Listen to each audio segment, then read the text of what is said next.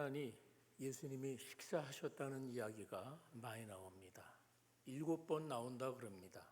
7번이나 예수님이 그 누군가하고 식사를 하세요. 주로 세리들, 죄인들이었겠죠. 그런데 누가가 오늘 특별한 식사를 하나 소개하고 있습니다. 그것은 12제자와 식사하는 장면이에요. 딱 한 번 나와요.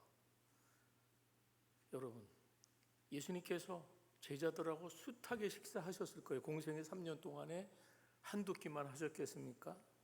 많은 식사를 하셨는데 그런 거 다 내버려 두고 단 한 번의 식사에 주목을 하고 있어요. 왜냐하면 이 식사가 너무 중요했기 때문이에요. 오늘의 식사에 여러분도 한번 집중을 하시면 좋겠습니다.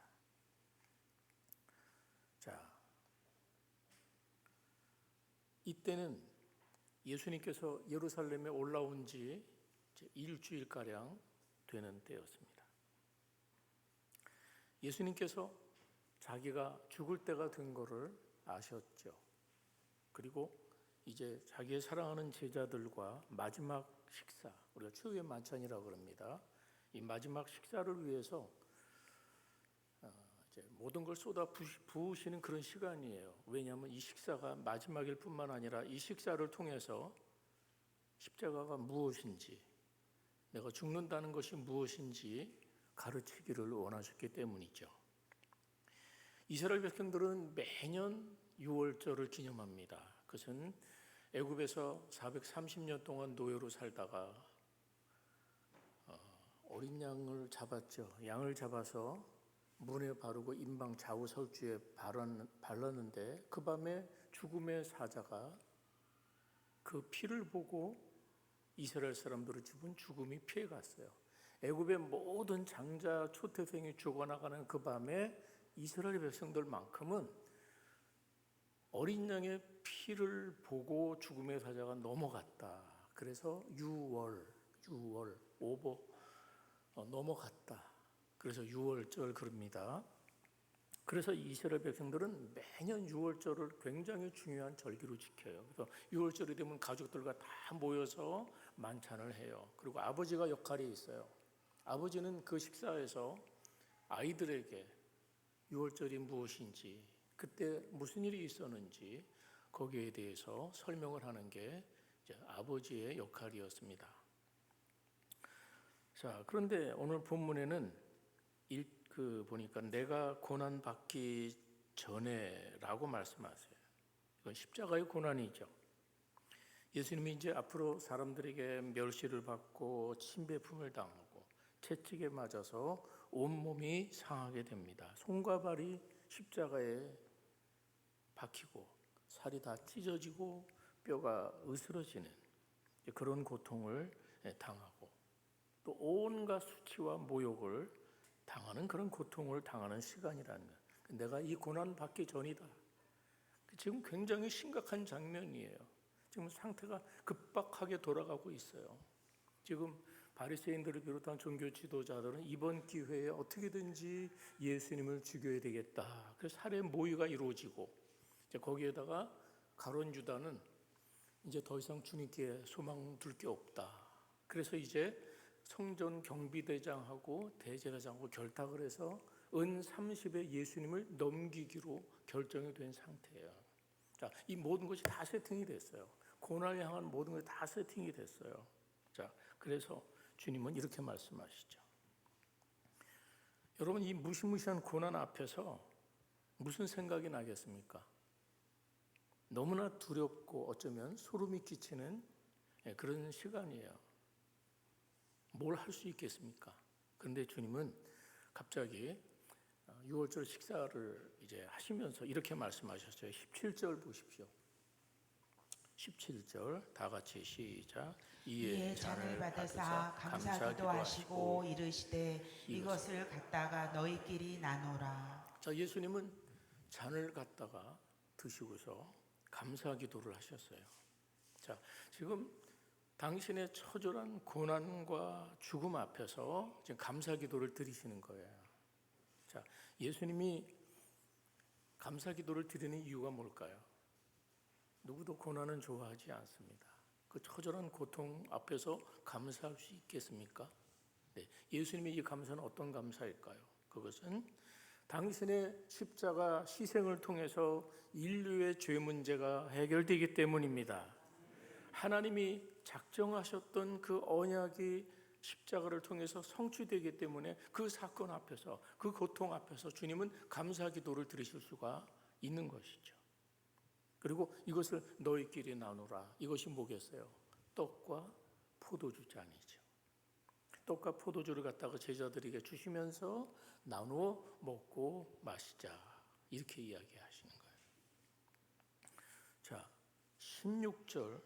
근데 그 앞에 말씀 한번 보세요. 16절에 이 유월절이 하나님 나라에서 이루기까지 다시 먹지 아니하리라 하셨어요. 또 비슷한 말씀을 또 하세요. 18절 같이 볼까요?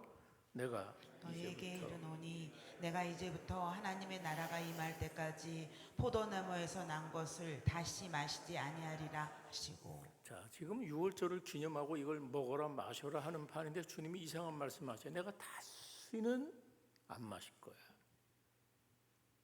포도나무에서 난 것을 다시는 마시지 않겠다. 이게 무슨 말일까요? 자, 이 말은 이제 유월절 제사는 끝났다, 이런 선언이에요.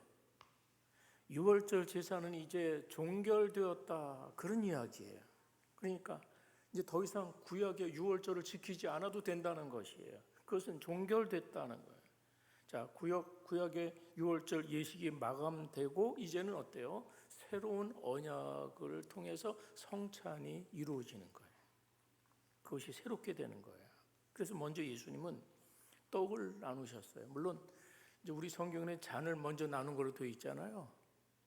근데 다른 성경에는 떡을 나누고 잔을 나누셨어요. 그런데 이스라엘 백성은 식사할 때 잔을 4번 나눈대요. 4번. 떡을 먹기 전에도 잔을 나누고, 떡을 먹고 또 잔을 나누고, 또 마지막에 잔을 나누고, 4차례 나눠서 잔을 나누는데, 그러니까 잔을 먼저 나눴다는 것도 틀린 게 아니에요. 어쨌든 예수님이 떡을 나누셨어요. 근데 이 떡이 뭘 의미하는 것입니까? 19절 보세요. 이 떡이 뭘 의미하는지를 분명히 말씀하십니다. 시작. 또 떡을 가져 감사기도 하시고 떼어 그들에게 주시며 이르시되 이것은 너희를 위하여 주는 내 몸이라. 너희가 이를 행하여 나를 기념하라 하시고. 예, 떡을 떼셨어요. 그러니까 그 떡이 막 큼지막했겠죠. 우리가 지금 성찬식 할 때는 이렇게 조각조각 나잖아요. 조각조각 나 있는 게 아니고 원래는 한 떡에서 떼는 거예요. 그 다음 성찬식 할 때는 그냥 큰 덩어리 뜯을 수 있는 그걸 한번 준비하셔서 우리 좀 뜯어야 돼요. 그래서 한 살을 뜯는구나, 이게 좀 실감이 나야 되는데, 앞으로는 그렇게 한번 다음에는 큰 빵에서 같이 거기서 계속 뛸 수 있도록 그렇게 하시면 좋습니다. 어쨌든 떡을 떼셨어요. 뗀다는 것은 브레이크, 부서지는 거야, 깨뜨리는 거야. 왜냐하면 예수님이 십자가에서 당신의 몸이 깨지기 때문이에요. 당신의 몸이 부서지기 때문에 그것을 상징적으로 보여주신 것이죠. 그 부서진 몸을 우리를 위해서 주시겠다는 것입니다. 그 몸이 그리고 우리를 위한 양식이라고 말씀하세요. 자, 요한복음 6장 45절, 48절, 51절을 이렇게 말씀하셨어요. 내가 곧 생명의 떡이니라. 나는 하늘에서 내려온 살아있는 떡이니 사람이 이 떡을 먹으면 영생하리라. 내가 줄 떡은 세상의 생명을 위한 내 살이니라. 아멘. 세상에는 수많은 음식이 있습니다. 근데 아무리 비싸고 맛이 있어도 어때요? 그 안에 생명은 없어요. 물론 그 떡을 먹고 이제 양분을 받아도 우리가 살아가죠. 그렇지만 그 먹고 나서 한 끼만 배불러요. 아무리 맛있는 거 먹어도 오늘 맛있는 거 먹었으니까 오늘은 한 끼로 끝, 이렇게 하는 분 있습니까? 없어요. 먹어도 또 먹어야 돼요. 그런데 예수님이 주시는 양식을 가르쳐 생명의 떡이라고 말씀하세요. 생명의 양식이라고 말씀하세요. 예수님이 하늘에서 내려온 산 떡이시기 때문이에요. 원래 인간은 에덴 동산에서 생명나무의 실과를 따먹고 영생을 할 수 있었어요. 에덴 동산에 영생을 얻게 하는 생명나무가 있었죠. 그런데 아담은 인류 조상 아담은 선악과를 따먹고 범죄함으로 에덴 동산에서 쫓겨나게 되죠. 그런데 하나님의 아들 예수님이, 둘째 아들 아담 대신 예수님이 생명을 가지고 이 땅에 오신 거예요. 그래서 예수님 이 땅에 생명나무가 되셨죠. 우리 교회는 생명나무라는 방이 있습니다. 의미가 참 좋은 것 같아요. 그 다음에 또 무슨 나무가 있는 줄 아세요? 포도나무가 있습니다. 성경은 나는 포도나무인데 참 이름을 어떻게 잘 졌는지. 또 뭐가 있어요? 감람나무가 있습니다. 참 좋은 것 같아요. 어쨌든 예수님은 이 땅에 오신 생명나무가 되십니다. 요한복음 1장 9절에 그 안에 생명이 있었으니 나는 부활이요 생명이니, 그 생명의 역사가 나타나는 놀라운 은혜를 주님이 가져오셨죠. 그럼 그 사실을 믿으십니까? 예. 원래 당황하면 빨리 더 안 꺼지는 거예요. 예. 예.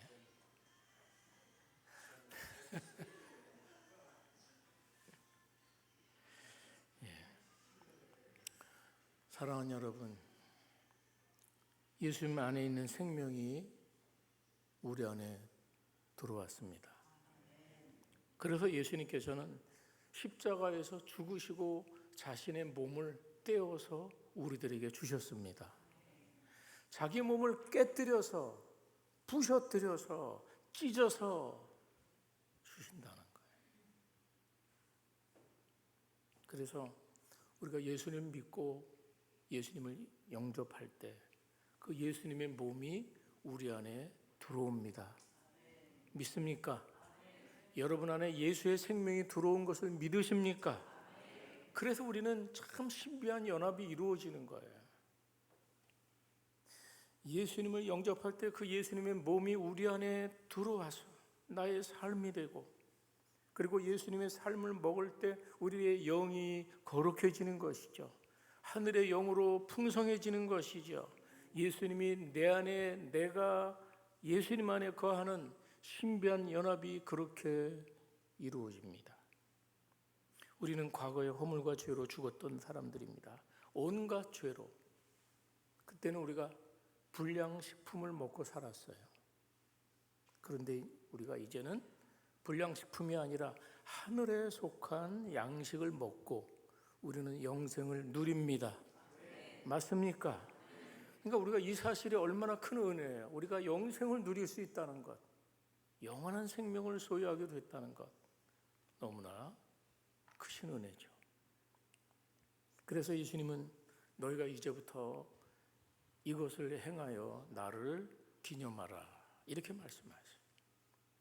그래서 예수님께서 제자들에게 이것 앞으로 행해야 돼라고 말씀하신 이 명령이 뭐가 됐어요? 오늘날 우리가 행하는 성찬식이 된 거예요. 뭐가 됐어요?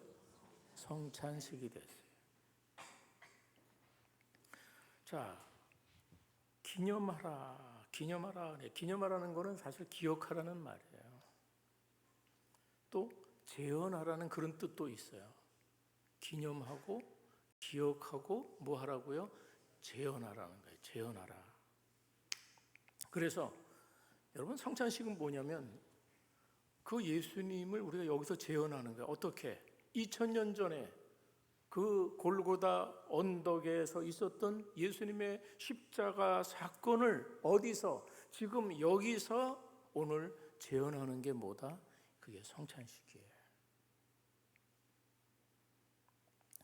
그래서 여러분이 성찬식 할 때마다 아무 생각 없이 하면 안 됩니다. 아무 생각 없이 그냥 성찬이구나 이렇게 할 수 없어요. 주목하세요.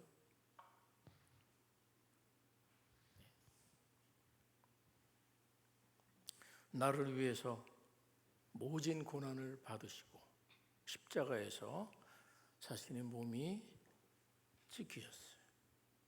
그리고 그 예수님께서 그 자신의 몸을 나의 양식으로 내어주고 계신 것입니다.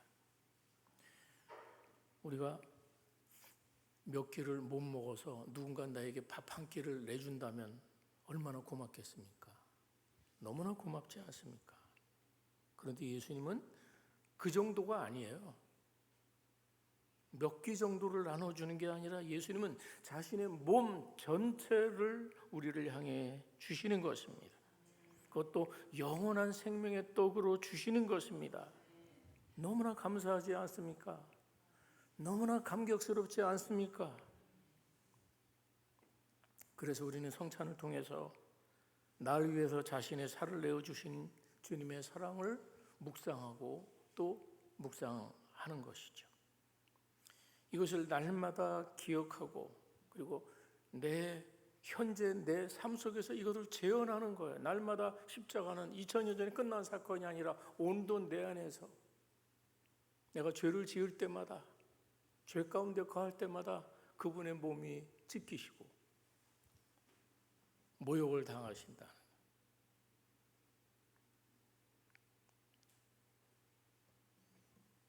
그리고 이제 더 중요한 거는 그분이 그럼에도 불구하고 나를 성전 삼으셔서 우리 안에 들어오셔서 우리와 함께 영원히 거하신다는 것입니다.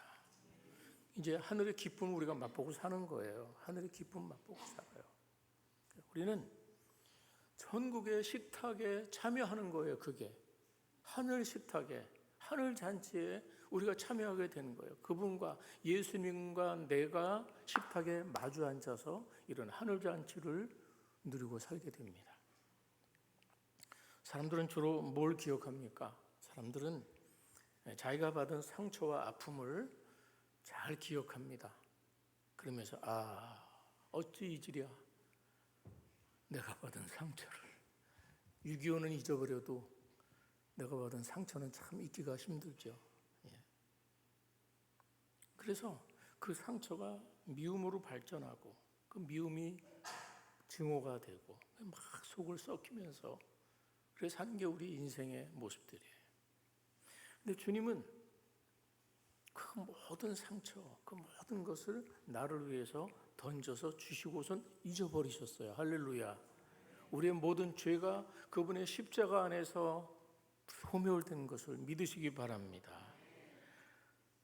자, 그 은혜를 우리가 성찬을 통해서 특별히 내 살을 먹어라, 이건 생명의 양식이다 하는 그 깊은 의미를 오늘날에도 재현하면서 이 아침에 감사함으로 했으면 좋겠습니다.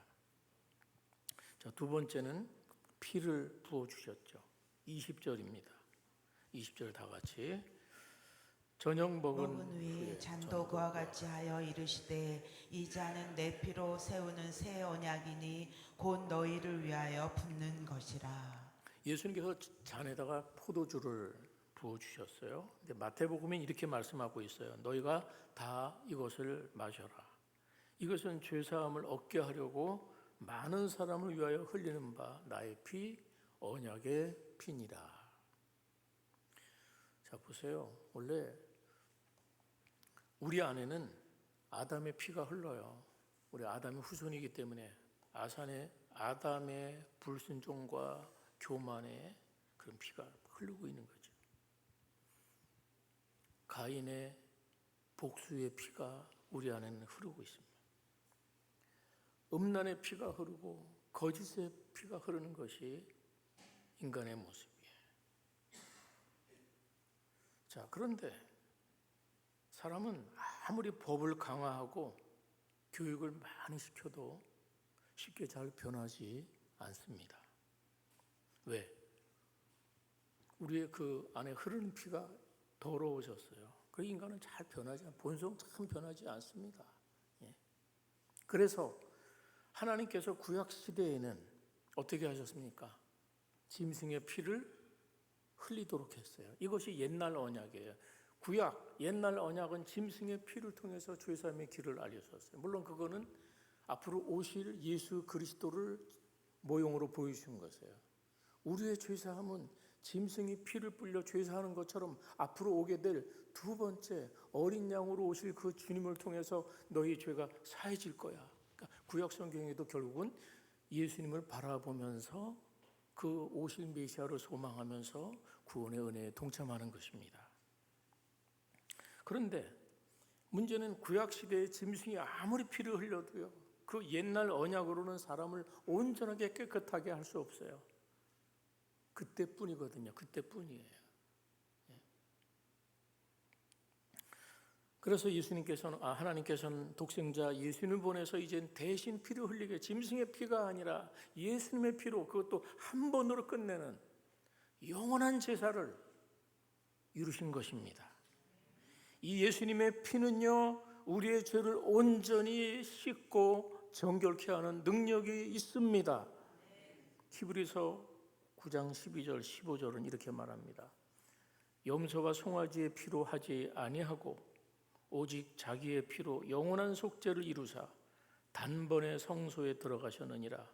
염소와 황소의 피와 및 암송아지의 죄를 부정한 자에게 뿌려 그 육체를 정결하게 하여 거룩하게 하거든 하물며 영원하신 성령으로 말미암아 흠없는 자기를 하나님께 드린 그리스도의 피가 어찌 너희 양심을 죽은 행실에서 깨끗하게 하고 살아계신 하나님을 섬기게 하지 못하겠느냐. 이런 놀라운 말씀 아닙니까? 예수님의 피는 결국 우리의 죽은 양심까지 살아나게 하는 거예요. 우리의 마음과 생각을 거룩하게 하는 그런 능력이 있습니다. 그리고 예수님은 새로운 언약이라고 말씀하시죠. 여러분, 호세아서에 보니까 주님이 이런 말씀, 호세아를 통해서 이렇게 말씀하셨어요. 2장 19절 20절인데요. 이스라엘 백성들에게 물론 하시는 말씀이에요. 내가 네게 장가들어 영원히 살되 공의와 정의와 은총과 긍휼이 여김으로 네게 장가들며 진실함으로 네게 장가들리니 네가 여호와를 알리라. 야, 하나님께서 우리에게 장가드신대요. 그걸 3번이나 반복하셨어요. 내가 네게 장가들리라. 자, 남녀가 여러분 결혼할 때 언약을 맺잖아요. 이는 두 사람을 하나로 묶어주는 그런 힘이 있는 것이에요. 근데 본래는 다른 사람이었고 둘이었는데 결혼과 동시에 묶여서 하나가 되는 것처럼 하나님은 우리와 이런 관계를 원하시는 거예요. 영적 부부 관계를 원하시는 거예요. 그런데 불행하게도 이스라엘 백성들은 이방의 우상들에게 마음을 뺏겨버렸어요. 그래서 언약을 깨뜨려 버렸어요. 하나님께 그들은 버려져야 했죠. 그렇지만 하나님께서는 그들을 불쌍히 여기시고 그들에게 장가들어서 내가 다시 언약을 맺을 거야. 그렇게 호세아를 통해서 하나님의 사랑이 얼마나 진한지 포기할 수 없는 그 사랑을 이렇게까지 표현하시면서 보여주신 것입니다. 그래서 옛날 언약은 돌판에 새겼어요. 그런데 새로운 언약은 어디 새겼냐? 돌판에 새긴 것으로 안 되니까 어디에 새겨요? 마음판에 새긴다는 거예요. 자, 그것이 예레미야를 통해 주신 말씀, 예레미야 31장 31절부터 33절이에요. 제가 33절만 읽을게요. 그러나 그날 후에 내가 이스라엘 집과 맺을 언약은 이러하니 곧 내가 나의 법을 그들의 속에 두며 그들의 마음에 기록하여 나는 그들의 하나님이 되고 그들은 내 백성이 될 것이니라. 이제는 하나님의 법을 어디에 둔다? 마음에 둔다는 거예요. 마음에 둔다. 이게 새로운 언약이에요. 내가 이스라엘 집과 유다 집과 새 언약을 맺으리니 한데 그 새 언약의 내용이 뭐냐? 내가 이제는 그들을 마음속에 둔다. 이게 새로운 언약의 내용이었습니다. 그래서 이제는 돌판에 새긴 건 누군가 깨뜨릴 수 있어요. 근데 마음에 새긴 건 어때요? 그건 깰 수가 없어요. 그래서 영원한 언약이 되는 거예요. 이 새 언약을 성취하기 위해서 예수님은 십자가에서 피를 탁 쏟아서 그래서 새 언약을 맺게 하신 것이죠. 예수님의 피로서 세운 새 언약은 죄를 씻는 놀라운 능력이 있습니다. 우리가 별의별 걸로 다 씻어도 씻겨나가지 않던 그 죄가 예수님의 보혈의 능력으로, 예수님의 피는 모든 죄를 사하는 능력이 있는 것입니다. 어떤 더러운 죄도, 어떤 흉악한 죄도 다 사하시고 깨끗하게 하는 능력이 있는 것입니다. 믿으십니까? 주의 보혈 능력이 있도다.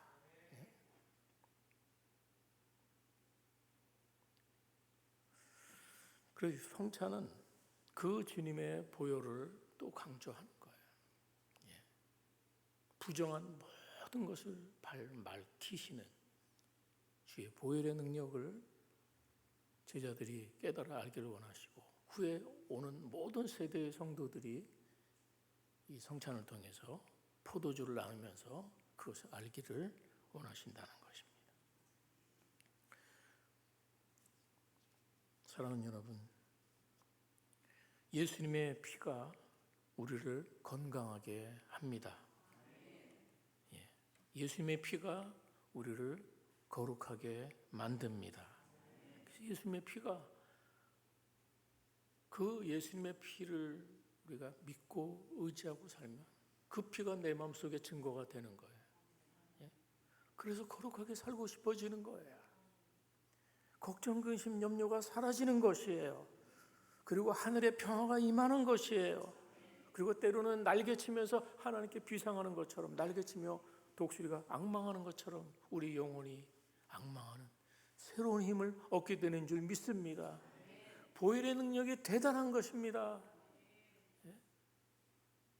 이 보혈의 능력 우리가 찬양할 때 그런 힘이 나지 않습니까? 여러분은 피가 달라졌습니까? 여러분의 피가 달라졌습니까? 예수님의 거룩하신 피가 여러분 안에서 막 활기차게 돌아가야 되는 것이죠. 그래서 이제 이 예수님의 피와 살의 그 두 가지 의미를 담아서 이 최후의 만찬을 통해서 본을 보이셨고, 이거를 계속해서 기념하라, 그 말씀하신 분부에 따라 오늘 우리는 성찬식을 합니다. 사랑하는 여러분, 엄밀히 말하면 예수님의 그 최후의 만찬은 식사였습니다. 뭐였다고요? 식사였어요. 그런데 성찬식 때 무슨 음식이 나오지가 않아요. 이걸 여러분은 음식이라고 생각하십니까? 그래서 오늘 성찬식 음식이 나오니까 오늘은 밥 안 먹고 와야지, 그리고 오신 분 있습니까? 그렇지, 그런 분 안 계시죠. 도대체 성찬식 때 무슨 음식이 나오는 겁니까? 오늘 우리가 나누게 되는 음식은 세상에서 먹는 음식과 차원이 다릅니다. 성찬, 거룩한 식사입니다. 저는 오늘 식사를 강조하고 싶어서 제목을 저렇게 정했어요. 이건 거룩한 식사입니다. 우리가 너무 조금 먹어서 민망하지만 원래 예수님이 생각했던 그때의 성찬은 이런 게 아니었어요. 막 부어 마시고 막 뜯어 먹고 막, 이게 초대교회는 그렇게 성찬식을 했어요. 모일 때마다. 초대교회 때 성찬식을 지금같이 뭐 시설이 좋게 주방 시설이 있었던 것이 아니에요. 예배당이 아니었어요. 가정집에서 모였어요. 그러니까 그 수많은 사람들 음식을 어떻게 했겠어요? 주방장이 있던 것도 아니고, 결국은 사람들이 싸갖고 오는 거야. 싸갖고 와서 나눠 먹는 거야. 그래서 그걸 러브 피스트, 애찬이라 그랬어요. 그리고 애찬하고 성찬이 구분이 안 됐었어요. 처음에는 그냥 그 애찬이 성찬이에요. 그 포도주를 음료처럼 마셨으니까 포도주 마시면서, 그래 포도주 나누면서 이것이 우리 주님의 보혈이야, 주님의 이걸 행하라 하셔서, 그러면서 또 쭉 부어라 마셔라 하면서 마셨던 거예요. 근데 오늘 우리는 그렇게 하지 않습니다. 왜? 역사 속에서 초대 교회 때부터 그런 일이 일어났어요. 자, 고린도 교회에서 그런 일이 일어났죠. 그 당시 교인들이 이제 여러 부류가 있는데, 부자들은 시간도 많고 그러니까 집에서 음식을 포도주나 덩이라고 싸갖고 와서 먼저 와서 먹어요. 근데 가난한 사람들은, 남의 집살이 하는 사람들은 일을 하다가 오니까 제 시간에 못 오는 거예요. 그럼 어떻게? 늦게 온단 말이죠. 늦게 왔는데 보니까 부자 교인들이 와가지고 먼저 다 먹어버렸어요. 자기들이 와서 먹으려니까 먹을 게 없는 거예요. 그래서 사도 바울이 분노했어요. 이럴 수는 없다는 거야. 이럴 수는 없다는 거야. 그래서 그 유명한 성찬식 본문이 그때 그 책망을 하시면서 하신 게, 우리가 늘 성찬 때마다 고린도서 말씀하잖아요. 이것을 받아 먹으라, 떼어 먹으라 하면서 그 얘기가 나오는데, 우리는 그 전후의 얘기를 잘 모르니까 그 얘기만 알고 있죠. 그 전후 얘기가 바로 그런 이야기예요. 그래서 어쨌든 초대교회 때부터도 벌써 사람들이 모이니까, 원래 성찬의 아름다운 뜻이었는데 먹고 마시는 거로 전락해버렸고 남을 배려하지 않고 먼저 먹으면서 못하게 됐어요. 이런 일이 생겨났어요. 그 이후 역사 속에서 이런 문제가 자꾸 발생하니까 어떻게, 그 다음에는 아예 애찬이 슬그머니 사라지고 뭐가 됐다? 이게 형식이 됐어요. 그래서 이제는 약식으로, 의식으로 변해서 오랫동안 내려오는 거예요. 그러나 그래도 우리는 감사하게도 하여튼 작은 떡이지만 받고 잔도 받습니다. 그런데 천주교는 떡은 나눠주는데, 이거 동그란 거 아시죠? 이렇게 혓바닥에 이렇게 일일이 신부가 주잖아요. 그래서 사실 나와서 먹는 게 좋아요. 그래서 주고, 그 다음에 잔도 줘야 되는데 아쉽게도 잔은 안 주고 누가 다 먹는다? 예, 그 포도주는 신부가 이런 통을 달고 마시는 거예요. 왜 안 줘요? 이건 예수님 피기 때문에 줄 수 없다는 거예요.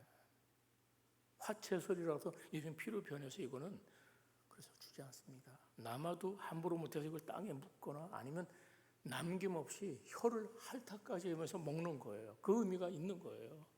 예.